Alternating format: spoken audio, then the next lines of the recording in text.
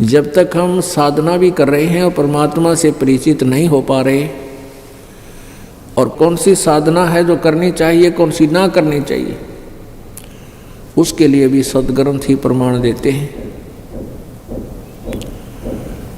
परमात्मा क्या लीला करते हैं, जैसे हमने श्री कृष्ण जी को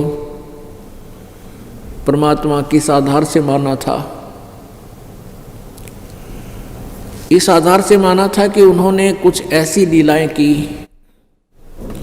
जैसे गोवर्धन को श्री विष्णु जी ने कृष्ण रूप में आकर गोवर्धन नामक एक वो गिरिराज बोल रहे हैं इसको, गोवर्धन पर्वत को, उसको उठा लिया था हाथ पे, और दूसरे श्री राम रूप में विष्णु जी ने आकर लंका पर जाने के लिए समुद्र पर पुल बना दिया था। अब परमात्मा कहते हैं, बोली आत्माओं, यदि तुमने इन्हीं कुछ एक इन कृष्णों को देखकर तुमने श्री राम को यानी कृष्ण जी को भगवान मान लिया, विष्णु जी को, कैसे, क्या बताते हैं, काटे बंधन विपत में कठिन कियो संग्राम, चिन्नों रे नर प्राणिया ये गरुड़ बड़ो अके राम।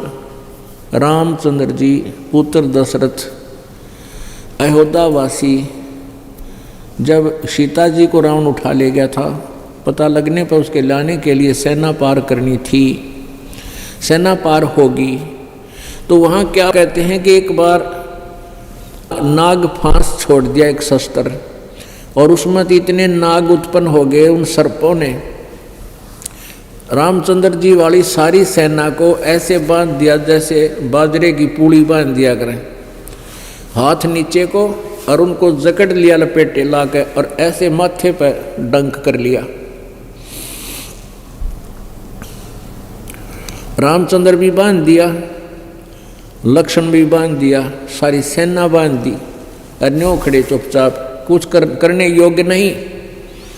कहते हैं फिर गरुड़ को याद किया आपत्ति में, विपत्ति में, और गरुड़ पक्षी ने आकर वह नाग काटे खाए, तब रामचंद्र जी बंद मुक्त हुए। अब क्या बताते हैं, तुम इसको भगवान कह रहे हो, कहते हैं काटे बंधन विपत में वह कठिन कियो संग्राम, और चिन्हो रे नर प्राणिया थारा यो गरुड़ बड़ो थारो राम। इब तुम्हारा यो गरुड़ बड़ा होया, ताकतवर होया, थारा राम होया, जिसने राम के भी बंधन काटे, बंद काटी उसकी। फिर क्या बताते हैं, समुद्र पाट लंका गयो सीता को भरतारे, अगस्त ऋषि ने ये सातों पी लिए, इनमें कौन करतार। यदि तुम इस दृष्टिकोण से श्री रामचंद्र जी को भगवान मानते हो कि उन्होंने समुद्र पर पुल बना दिया और पुल बनाकर सेना तार ले गया, समुद्र पर पुल बनाने मात्र से तुमने इनको भगवान मान लिया, और अगस्त ऋषि ने सारे सातों के सातों एक घूंट में पी लिए थे। पुण्यात्माओं, आध्यात्मिक शक्ति में, आध्यात्मिक जो शक्ति है वो बहुत प्रबल है। ये वैज्ञानिक अब ये केमिकल मिला मिलू का और ये आसमान में जहाज छोड़ छाड़ कर नहीं सोच लिया भगवान सही को इनकी थे, नहीं, तुमने 100 साल में जो प्रोग्रेस करी है वो सारी फेल, और एक पल में परमात्मा की शक्ति से पता नहीं क्या हो जाए वचन से। तो ऐसे एक सिद्धि प्राप्त कर ली थी, एक सिद्धि होती है, सब सागर पी लेती है, सब समुद्रों को पी सकता है। अगस्त ऋषि जी ने सारे जीवन में एक सिद्धि प्राप्त की, सागर पीण की, सातों सागरों को, सारे समुद्र को, यानी जितने भी पृथ्वी पर जल है, समुद्र है, सातों समुद्रों को एक ही घूंट में पी गया, और कति खाली हो गया, खोखायो, सब तालाब खाली पड़े, सूखे पड़े खंडरिए। तब देवताओं ने हाथ जोड़े, प्रार्थना करी, ऋषि लोग आए, तब उसने उल्टा ही कुरला कर दिया, सातों समुद्र भर गए। अरे तुम तो ये कह रहे हो कि समुद्र के ऊपर पुल बनाने से पत्थर तरा दिए, वो भी पत्थर किसने तराए वो तो बाद में बताऊंगा। और इसी से तुम मान रहे हो कि रामचंद्र वाज गॉड। तो अगस्त ऋषि ने सारे समुद्र पी लिए थे, इनमें कौन भगवान। समुद्र पाट माने समुद्र को छा इसके ऊपर के ढांप के इसको ऊपर पुल बना के समुद्र पाट लंका गयो, सीता को भरतारे। अगस्त ऋषि ने सातों पी लिए, इनमें कौन करतार। गोवर्धन श्री कृष्ण धारो, द्रोण गिरी हनुमंते। और शेष नाग सब सृष्टि उठारा, इनमें कौन भगवंते। तुम्हारे ही लोक वेद में, तुम्हारी दंत कथाओं में, पुरानी कथाओं में आप ही बताते हो कि सारी सृष्टि, सभी ब्रह्मांड के सभी लोकों को शेष नाग उठा रहा अपने सिर पे। और उनमें से एक ये पृथ्वी भी है और विष्णु लोक भी है।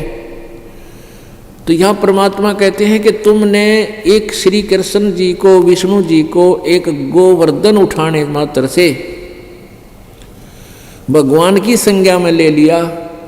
तो हनुमान ने द्रोणागिरी उठाया पर्वत, और शेष नाग जिसके ऊपर ये गोवर्धन रखा इस पृथ्वी भी सारे लोगों को भी उठा रहा तुम्हारे अनुसार। तो इनमें कौन भगवंत। गोवर्धन श्री कृष्ण धारो, द्रोणागिरी हनुमंत। शेष नाग सब सृष्टि उठाई, इनमें कौन भगवंत। फिर इनमें कौन भगवान होया। क्यों मति मारी गई तुम्हारी। कबीर परमेश्वर ऐसी खरी खरी सुनाया करते थे। हिंदू और मुसलमानों के वो गुरु लोग परमात्मा के शत्रु बन गए और कहने लगे ये कबीर मेंटल है, ये लबाड़ है, मुंह मावा बांडे है, इसकी मत सुनना। पहले तो मारने की चेष्टा की, बहुत से जुल्म किए, लेकिन उनमें वो सफल नहीं हो पाए। अंत में परमात्मा के साथ बहुत सी और भी जुल्म किए। अब समय का अभाव पुण्यात्माओं, ये एक ऐसा चैप्टर है, ये ऐसा ज्ञान है, इसको 2 घंटे में तक भूमिका बनती है। आगे क्या बताना चाहते इतने समय हो जाए। तो पुण्यात्माओं धीरे धीरे लगे रहो, सत्संग में आते रहो। कुछ दिनों में आपका ये सारा सिलेबस कंप्लीट हो जाएगा और फिर आनंद आया करेगा अपने भक्ति करने में, सत्संग सुनने में। और आपके जो प्रारब्ध कर्म हैं उनमें पुण्य थोड़े हैं, पाप गड़े। जो पुण्यात्मा पिछले संस्कार अच्छे हैं, पिछले जन्म जन्मांतर के पुण्यों से जिनकी बैटरी चार्ज है, उनका इन्वर्टर चल रहा है, तो वो सुखी नज़र आते हैं। घर में भी सुख है, संतान भी सुखी है, अच्छी पोस्ट प्राप्त है, व्यवसाय ठीक है, संतान भी अच्छी जगह विवाह हो गया है, उनके भी बालक बच्चे ठीक हैं। और जिस दिन ये बैटरी पिछली चार्ज हो जाए, क्योंकि आगे चार्जर ला नहीं रखा, आगे भक्ति कर नहीं रहे, कर रहे हो तो शास्त्र विरुद्ध कर रहे हो, जिसका कोई यूज नहीं। तो फिर जिस प्रकार इन्वर्टर की बैटरी जब डिस्चार्ज हो जाती है, उससे पहले वो सारे काम हो रहे हैं, पंखा भी चल रहा है, बल्ब भी जग रहे हैं, फिर डिस्चार्ज होते ही एकदम झटके मार कर ऑफ हो जाएगी। तो पुण्यात्मा जिनकी पिछले जन्म जन्मांतर के बैटरी चार्ज है वो तो आज सुखी नजर आवे, लेकिन वो आगे चार्जर नहीं लगा रहे, तो उनका ये एक दिन वो बैटरी डिस्चार्ज होगी और एक कदम सब कैर टूट जाएंगे उनके ऊपर। अब पुण्यात्मा पीछे एक बार समाचार पत्र में आया था, एक गवर्नर था हिमाचल एंड पंजाब का, उसके पास डबल चार्ज था और जब तक उसकी बैटरी चार्ज थी, अच्छी पोस्ट रही, गवर्नर तक की पद को पा गया। फिर वो उसी समय सोचा रिटायर होने वाला है कि हिली स्टेशन पर एक बहुत बड़ा कोई प्लाट खरीदूं और वहाँ बढ़िया कोठी बना के और शेष का जीवन वह मौज से बिताऊंगा। तो ऐसे उसने कोई प्लाट खरीदना था 3 करोड़ का। आज से 30 साल 20 साल पहले की बात है, 25 साल। उसने हेलीकॉप्टर में 3 करोड़ रुपये धर लिए। 3 करोड़ रुपये के थोड़े हैं, 100 के नोट से जब तक पूरा वजन हो जाता उसमें हो जाता था। हेलीकॉप्टर में जा रहा था सहपरिवार, और वहाँ एक्सीडेंट हो गया, वो क्रैश हो गया हेलीकॉप्टर। वो गवर्नर साहब भी मर गया, उसके बच्चे एक परिवार था गेला वो भी मर गया, और उन नोटा ने भेड़ खावा उड़ा पड़े ने। वो गडरिए ठा ले गए कुछ तय, और उसने कोई पानी पैनिया नहीं मिला। तो पुण्यात्माओं, आप जी कुछ ऐसे हो जिनके पास पिछले संस्कार हैं को नहीं, पिछली बैटरी इतनी चार्ज है नहीं, गरीब से हो, लेकिन आपके भक्ति कर्म बहुत अच्छे हैं, आप जी को यूँ मार्ग मिल गया। अब आपका बैटरी चार्ज, उनका चार्जर लग गया, शास्त्र अनुकूल साधना आपको प्राप्त होगी। अब आपकी बैटरी चार्ज हो रही है, और जो भक्ति नहीं करते आपको सुखी नजर आते, उनकी बैटरी डिस्चार्ज हो रही है, उनके पुण्य नाश हो रहे हैं। और एक दिन आपका और उनका अलग डिफरेंस हो जाएगा, उनकी दुर्गति होगी और आपके सुखों की कमी नहीं रहेगी। आपके ऊपर आने वाली आपदाएं ऐसे टलेंगी, दुनिया देखती रह जाएगी। इसलिए उस परमात्मा की भक्ति करो, अन्यथा ये मानव शरीर फिर नहीं मिलेगा, फिर पछताना पड़ेगा। ये संसार समझदा नाही, कहंदा श्याम दोपहरे नू, गरीबदास ये वक्त जात है, रोगे इस पैरे नू।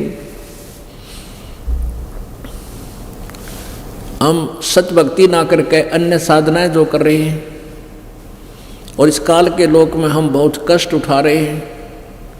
यहाँ हम जो परमात्मा कहते हैं, कबीर जी के झूठे सुख को सुख है, ये मान रहा मनमोद, ये सकल चबीना काल का कुछ मुख में कुछ कोथ। यहाँ कोई सुखी प्राणी नहीं है। यहाँ तो परमात्मा कबीर जी कहते हैं कि कबीर ये माया अटपटी सब गट आन अड़ी, और किस किस न समझाऊं या कुआ भांग पड़ी। काल के त्रिगुणमयी माया से हम सभी इतने प्रभावित हो गए, जैसे किसी ने भांग पी रखी हो, शराब पी रखी हो।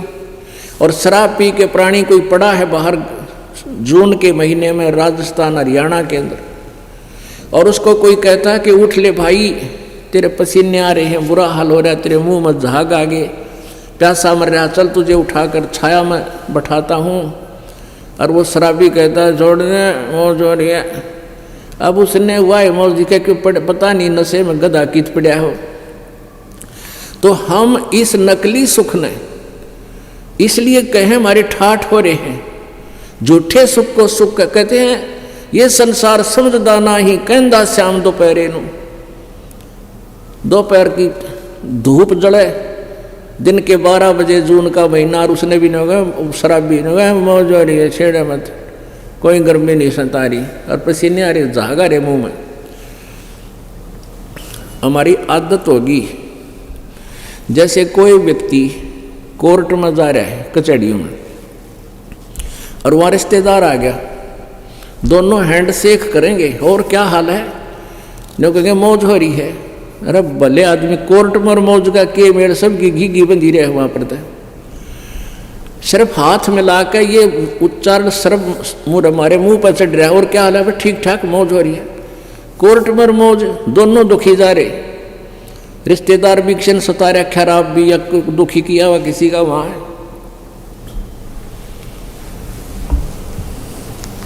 परमात्मा हमें यही बताना चाहते हैं, ये संसार समझदा नाही, कहंदा श्याम दोपहरे नू, गरीबदास ये वक्त जात है, रोगे इस पैरे नू। इस समय ने मनुष्य जीवन को याद करके रोया करोगे, जब पार नहीं हुए, सद्भक्ति नहीं की तो।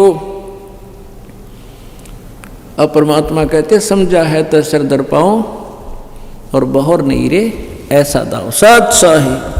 अगर आप ये वीडियो YouTube YouTube पर देख रहे हैं तो हमारे चैनल को सब्सक्राइब करें और बेल आइकन को दबाना ना भूलें। अगर आप Facebook पर यह वीडियो देख रहे हैं तो हमारे पेज को लाइक करें।